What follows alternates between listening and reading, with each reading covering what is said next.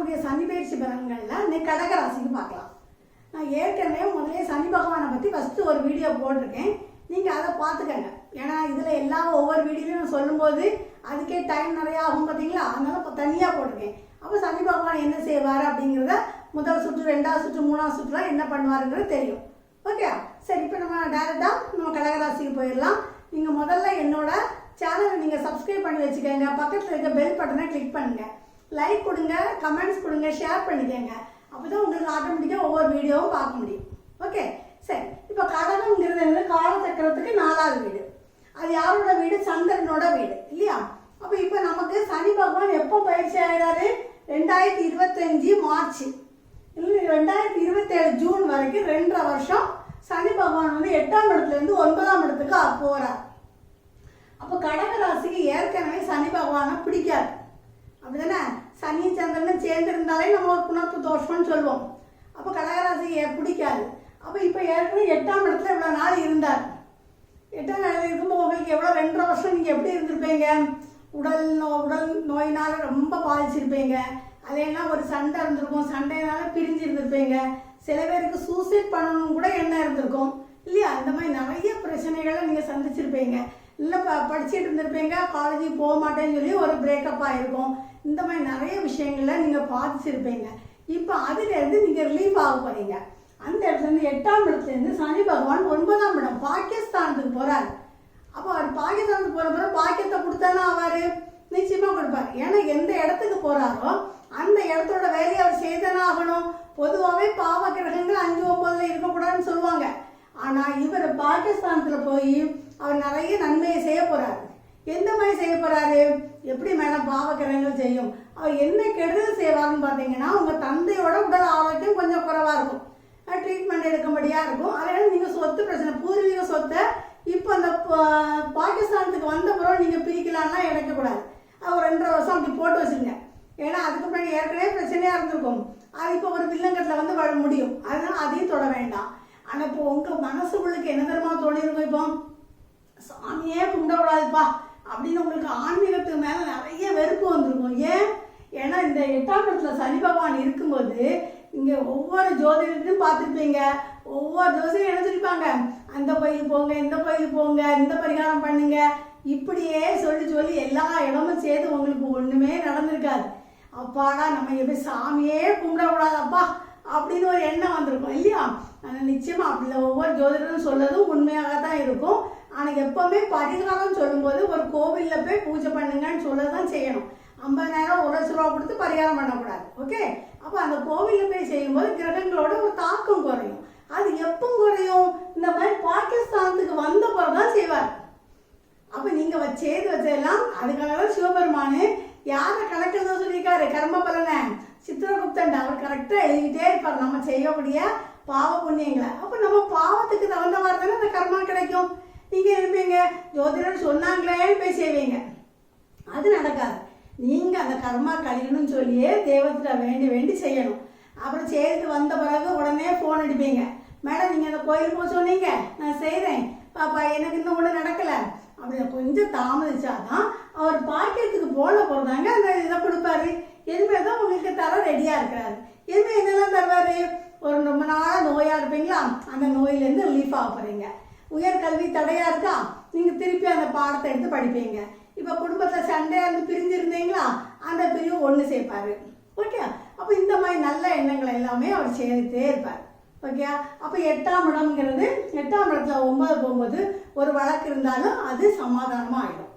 Okay, அப்போ நம்ம வந்து சண்டை போடாமல் நீங்கள் இவ்வளோ நாள் இருந்திருந்தீங்கன்னா கொஞ்சம் பொறுமையாக இருந்தால் இப்போ எல்லாமே சக்ஸஸ் ஆகும். இப்போ 7ஆம் அதிபதி 9ல் இருக்கிறாரு. 7ஆம் அதிபதிங்கிறது என்னது? திருமணத்தை குறிக்கக்கூடியது இல்லையா? அப்போ எப்போவுமே இதை நீங்கள் ஒரு டிப்ஸாகவே எழுதி வச்சுக்கோங்க. இந்த ராசிக்கு இல்லை, எந்த லக்னமாக இருந்தாலுமே 7ஆம் அதிபதி 9ல் இருந்தாலோ இல்லைன்னா 9ஆம் இடத்தை பார்த்தாலோ, அதாவது 9ஆம் அதிபதி 7ஆம் இடத்துல இருந்தாலோ, அல்ல 7ஆம் இடத்துல புதன் பகவான் இருந்தாலோ, இல்லை புதனோட நட்சத்திரத்தில் இருந்தாலோ அவங்களுக்கு இருதார யோகம் உண்டுன்னு அர்த்தம். ஓகே, அல்லைன்னா சில பேருக்கு வயசு கூடுதலாக இருக்கும், 2ஆம் தாரமாக போகக்கூடிய அமைப்பு இருக்கும். இப்போ நிறைய பேருக்கு கல்யாணம் ஆகலையான்னு இருப்பாங்க. ஆனால் நல்ல மாப்பிள்ளையாக தான் இருக்கும். அவங்க வரன்படி 2ஆம் தரமாக போகக்கூடிய வாய்ப்பு இருக்கும். அப்போ இப்போ 7ஆம் அதிபதி 9க்கு வந்த பிறகு திருமணம் நடக்கிறதுக்குள்ள வாய்ப்பு உங்களுக்கு இருக்குது. ஓகே, அப்போ நீங்கள் இதை டிப்ஸாக எழுதி வச்சுக்கிங்களா, பார்த்துக்கங்க. சரி, இப்போ இன்னைக்கு இருக்கக்கூடிய இடத்தோட பலனை சொல்லிட்டேன். ஏன்னா ஏற்கனவே அதில் ராகுவும் இருக்கிறார். பார்த்தீங்க, ராகு வந்து 11ஆம் இடத்தை பார்ப்பார். இப்போ சனி பகவான் 3ஆம் பார்வையாக பார்க்க போறாரு. இந்த ராகு வந்து உங்களுக்கு நிறைய ஆசையை தூண்டி தூண்டி விடுவாருங்க.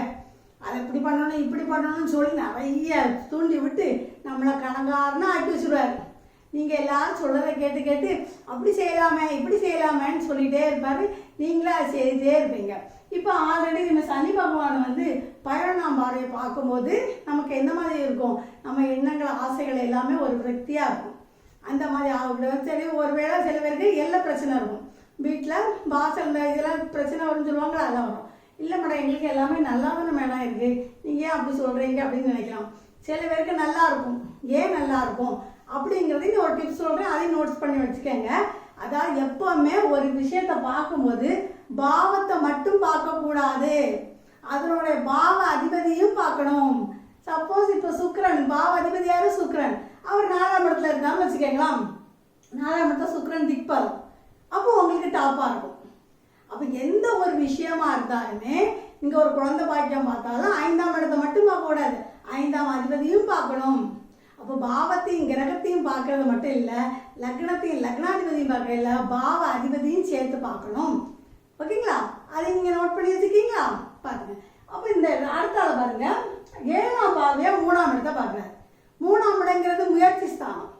அப்போ நம்ம என்ன முயற்சி எடுத்தாலும் அது சரியாகவே அமையாது. எப்போ பார்த்தாலும் ஒரு ப்ராப்ளம். ஏன்னா ஏற்கனவே அங்கே தடை பண்ணுறதுக்குன்னு இருக்கிறார். யார் இருக்கிறார், கேது பகவான் இருக்கிறார். அப்போ கேது ஒரு தடை பண்ணுவார் இல்லையா. அப்போ அதுக்கு அடிக்கடி உங்களுக்கு என்ன வரும், இஎன்டி ப்ராப்ளம் வரும் சும்மா சும்மா. ஏன்னா குருவும் இங்கே 5ஆம் பார்வையாக கேதுவை பார்க்குறாரு. நிறைய கடன் வாங்க வைப்பாருங்க, நிறைய ஆசையத்தை ராகு தூண்டி வச்சுருப்பாரா, அப்போ இவர் கடனை வாங்க வைப்பார். குருவும் கேதுவும் சேர்ந்து இருந்தாலோ பார்த்தாலோ இந்த மேக்சிமம் நகை கடன்லாம் வைக்காதீங்க. ஆனால் யாராவது நகையை கேட்டாங்கன்னு சொல்லி கொடுக்காதீங்க. அவங்க நான் இப்போ எமர்ஜென்சிக்கு வச்சுட்டு தாரேன், அப்புறம் அவங்களாலே திருப்பி தர முடியாது. அதனால் கூடிய மரபுக்கு நீங்கள் கடனில் போய் சிக்காமல் இருக்கிறது ரொம்ப நல்லது. ஓகே, அப்போ 3ஆம் இடத்துல முயற்சிகள்லாம் எப்போ மாறும், கேது மே மாதம் மாறுவார். மாறின பிறகு உங்களுக்கு எல்லாமே சால்வ் ஆகும். சனி மாறினாலுமே கேது மாறணும் இல்லையா. எப்பவுமே உங்களுக்கு ஒரு திருமணம் நடக்கும்போது பாருங்க, இந்த சனி பகவான் கூட இப்போ ராகு இருக்கிறாரு. இந்த ராகு மாறணும், இங்கே வரணும். ஓகே, வந்த பிறகு அடுத்த சுப கிரகங்கள் இருந்தால் தான் நமக்கு எதுக்குமே ஒரு தடை ஏற்படாது. நீங்கள் ஒரு பிஸ்னஸ் பண்ணுறீங்கன்னு வச்சுக்கோங்களேன், உங்களுக்கு சனி பகவானுக்கு அடுத்தால சுப கிரகம் இருக்கணும். அதில் போய் பாவ கிரகங்கள் இருந்துன்னு வச்சுக்கோங்களேன், நீங்கள் எவ்வளோதான் முயற்சி பண்ணாலும் அது நம்மளை தோக்கடிச்சிட்டே இருக்கும். ஓகே, அப்போ இப்போ உங்களுக்கு கோச்சார ரீதியாக குருதான் இருக்கார். உங்கள் ஜாதகரியே என்ன இருக்குன்னு பார்த்துக்கோங்க. ஓகே, அப்போ 3ஆம் பாவங்கிறது ஒரு முயற்சியாக கேது மாறின பிறகு உங்களுக்கு சக்ஸஸ் ஆகும். அடுத்தால 10ஆம் பார்வையை 6ஆம் இடத்தை பார்க்குறாருங்க. 6ஆம் இடங்கிறது என்னது, உழைப்பு. 10ஆம் பாவங்கிறது தொழில். அப்போ 10ஆம் பார்வை ரொம்ப சிறப்பு. ஓகே, அப்போ 10ஆம் பார்வை பார்க்கும்போது உங்களுக்கு கடின உழைப்பாக இருக்கும், குறைந்த ஊதியம் கிடைக்கும். எவ்வளோ வேலை பார்த்தாலும் அதுக்குள்ள ஊதியம் கிடைக்காது. ஆனால் நீங்கள் நல்லா உழைப்பீங்க, உழைக்கக்கூடியவங்க. அவ்வளோ தூரம் இருக்கும். மேக்சிமம் இது 6ஆம் இடங்கிறதுனால கொஞ்சம் வயிற்றில் சாப்பாடு நம்ம பார்த்துக்கணும். இயற்கை சாப்பாடாக சாப்பிடுங்க. மலச்சிக்கல் வர்றதுக்கு வாய்ப்பு இருக்குது.